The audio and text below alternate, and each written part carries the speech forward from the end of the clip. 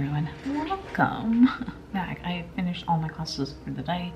It is 3. I've worked on my first year's lesson plan for next week. I found out that I don't have classes at all on Friday, which is exciting for me, weird, and looking at the schedule, I thought I was going to push back a lot of my lessons, but it's not really going to make any dent in anything because the second years will still have plenty of time. Yeah, second years will still have plenty of time to catch up for anything that they have missed. So I just need to go check that. So one of the things that I've been trying to do is renew my freaking license online, and let me tell you, that is frustrating.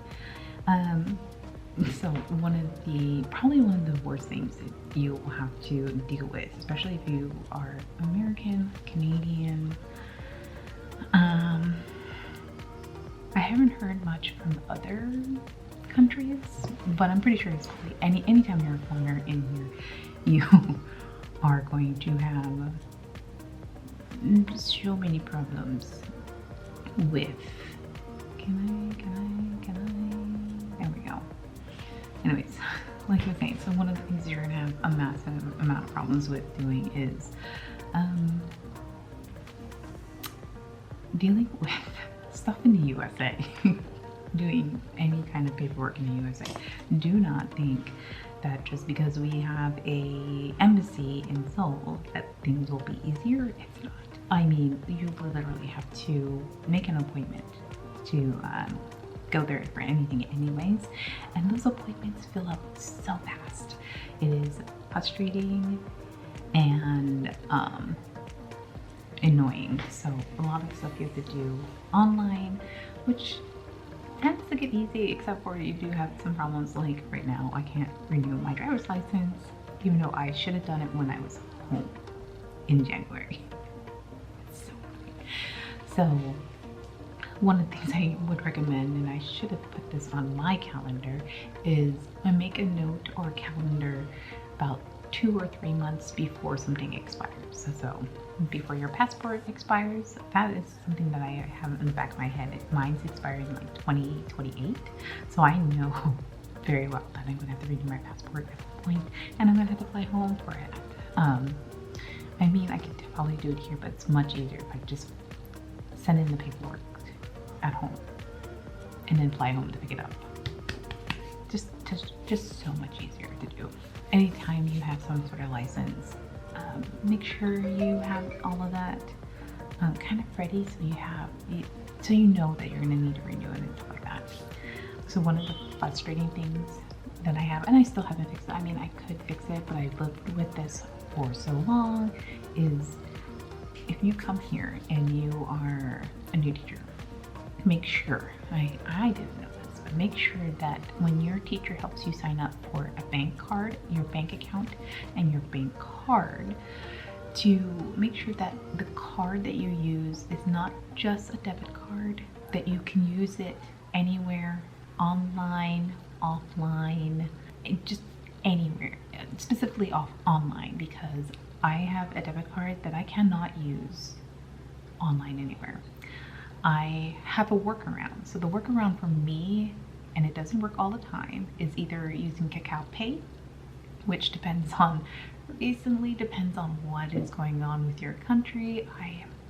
If you don't know, as of last week, which was the first week of March, there has been an issue with the financial system in South Africa, and they've been put on a list. So a lot of the people that I am aware of who are South Africans cannot use Kakao Pay, and I don't know if it's affected with the other payment site that I would recommend. It's Neighbor Pay. So that's my other workaround, is that if I can't pay with my Kakao card, my Kakao account, so if I cannot pay with my Kakao account that's connected to my bank account, I can pay with my Neighbor Pay account that is connected to my bank account.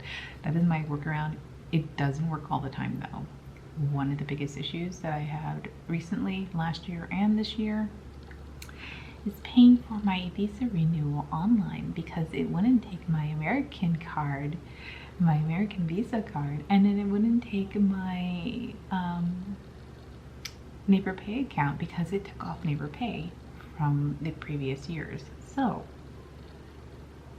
I'm very lucky and very happy that I do have a really good co-teachers who use their credit card to pay for it, and then I just paid them back. I'm very thankful for having a good system with my co-teachers. So recommend you do that when you're signing up. If you are also a new teacher, and this is so late, I know this is so late, but prepare everything. My first year, I was not aware that I should have anything prepared because I wasn't told, but prepare for anything. Now that I'm in my 5th year, I have prepared for any random day that I have to teach a class. So say we finish up all the lessons for their time, and they actually have an extra day of class that they come to, and you need to do something for them. I usually have either a game day or some sort of activity involving English, but something relaxing that's not too mental heavy. That's the best way I can think of it. Not too mental heavy. So I recommend making sure that you have something prepared. If you're watching this before you're starting to teach, like before your first day of teaching, have a first day lesson. Even if they tell you, oh, you don't need to have anything prepared, have something prepared just in case. Just in case. It's always good to be prepared to teach something. I remember my first year, I quickly shoved something together into a PowerPoint, and then we played a game, which was pretty much like Jeopardy. Yeah, and you know what? It was Jeopardy pretty much. Basically, it was answers about me, and I got this offline, and I cannot find, like the year after I used it, I went back online to look for this lesson plan because I found it. I knew I found it online. I can't find it anywhere, but it is a reverse. It's basically Jeopardy. So you put out all the answers, and it's about you as a teacher. So you put down all these answers about you as a teacher, and then you let the students figure out what the question is. So sometimes there's some questions that are like, yes, I am, or no, I'm not, and they have to figure out questions that could answer that question, or could be that answer kind of situation. So my first year was that, and it was pretty good. If my first year was I don't know how the system works. I don't know what's best for the students. I don't know how to work with the students. My first like month and a half was definitely that. And by the time like it was 3rd or 4th month there, I kind of got into the rhythm of how students learn and how to teach the students, because teaching in the US is a little bit similar, but it's a little bit different than teaching here in Korea because of how much students want to learn. And in English, they don't really want to learn a lot. They just want most of them just want the answer.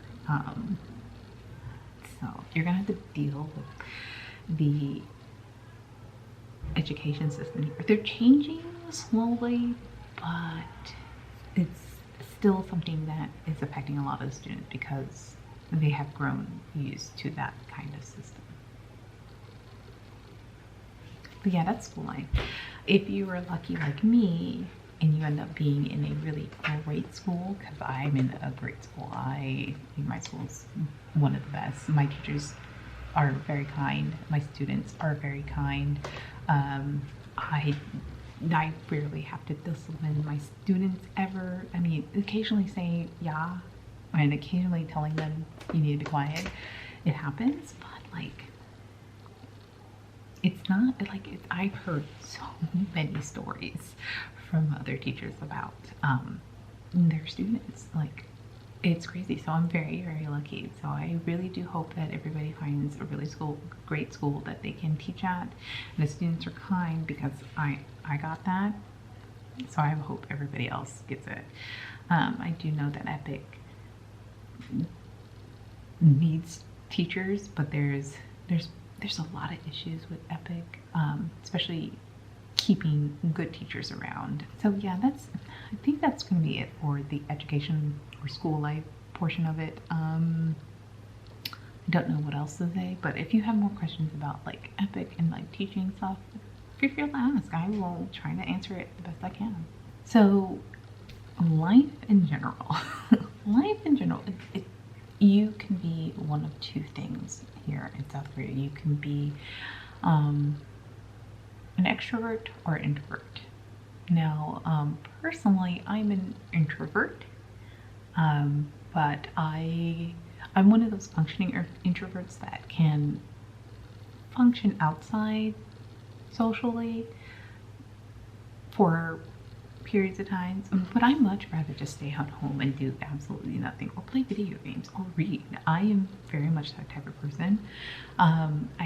That's also what makes me enjoy traveling alone, because I don't really need to rely on friends or family being with me. I like doing that. I like being on my own, and I know that's not the case for a lot of people. And one of the biggest issues is a lot of people struggle to find friends here. And I know it's hard for them. And I think one, it's my age, because I am much older than a lot of the Epic teachers here. But I also think it's a lot of my introvertism. Is that how you say it? Introvertism. So, you know, I'm not so out there to try to find friends. This is also about dating life. I am not into dating. Oh, dating just the thing is, I have gone on dates here in South Korea. They were very unsuccessful. They were very just, oh, that's nice. And it answered a lot of questions for me, especially if I want to ever get married. And I have decided dating and marriage is not for me. So yeah, I don't know how to explain. I'm just not looking for it, and basically just don't want to be married. And then I also, on top of that, don't want to have kids, which I'm pretty sure my mom is not happy about. Nor my aunties. I have way too many aunties. I have way too many aunties, Filipino aunties, who will probably be rolling their eyes and don't understand why I don't want to get married. But we will, you know, whatever. That's my thing. But I do know that a lot of people have issues making friends. The only thing I would tell you is find a community. Here's the funny thing, is that even though I am very introverted, I do know a community of expats in the area, and so I'm in a friend group in Kakao. They leave messages. There is a like monthly get together where they do trivia, or they just go out and hang out and drink at a local bar. So I have that option if I ever so need to. And I think that's something that if you're looking for friends, that you're looking for being able to hang out with people and express yourself and just be social, you need to be able to find that friend group. So if that means, you know, seeing that random foreigner across the street who happens to be drinking coffee and just like saying politely hello, then that might help you a little bit. For me, it's awkward as an introvert, but yeah, I don't know what other advice I can give you about socializing, but other than just putting yourself out there. With that, warning to you about dating. I would totally recommend there's some TikToks out there for dating in Korea, but as a warning, don't try to, if you're not, I hate to say this, don't try to date Korean men. Just saying. I have heard horror stories. I mean, there's probably a couple guys out there very nice. And I know there's several foreigners do have really good relationships, and some of them are even married. But it is very hard for a foreigner to date Korean men. And I believe the term F-boy that we use in the States, you'll find a lot of them here, unfortunately, Korean version.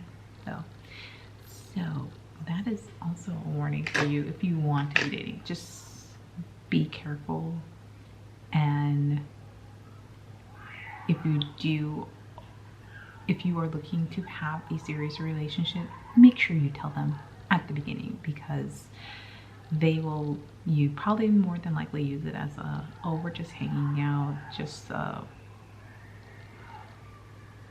fling for a while kind of thing. At least that's what I'm getting from a lot of people that I know who dated, and yeah, that's what I'm getting a lot of. So I heard dating's hard, and good luck with that. Dating, it's just something that I'm not personally into.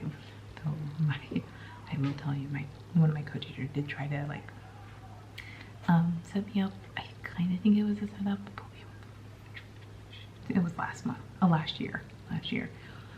Oh, which now that I think about it, he's coming back to Korea soon. He's been in Mexico, and I'm really hoping my co-teacher doesn't try to set me up on a second date with him.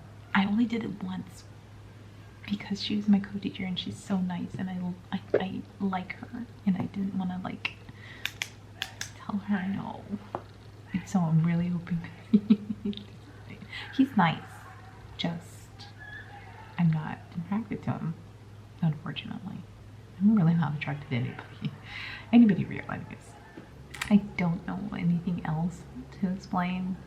I feel like I just kind of rambled on about things that are going on and what I've experienced, but yeah, everything else here has been good.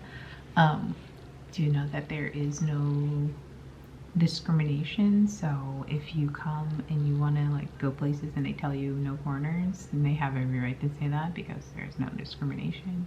Don't take it too hard. The laws are trying to change, but it takes time. It's really hard for me to explain that just because I haven't experienced it, but I know that it has happened before. So yeah, there's no, just know that discrimination, racism, and sexism is a major thing here in South Korea. So we have to deal with that. What else? I can't think of anything else. I hope this helps a little bit. I know I'm probably missing a whole bunch of stuff to tell you. If you need more, write it down in the comments and I will make a video about it. One of the videos I'm going to probably make next is apps you should download. I think things have updated, and the thing is that since being here I have used and removed a whole bunch of apps that I was recommended, and stuff that I don't use, and stuff that I use all the time. So apps that you can use in South Korea. That's probably gonna be my next video. I hopefully will make that soon. But anyways, thank you for watching. Thank you for listening to me ramble on for a couple of minutes. I hope this video helps out if you are wondering about life here in South Korea, especially from my point of view. If you guys would like, if you can hit the subscribe button, I would be ever so grateful. You guys have a wonderful day, night, evening, whenever you are watching this, and I will see you next time. Bye guys. Every time I'm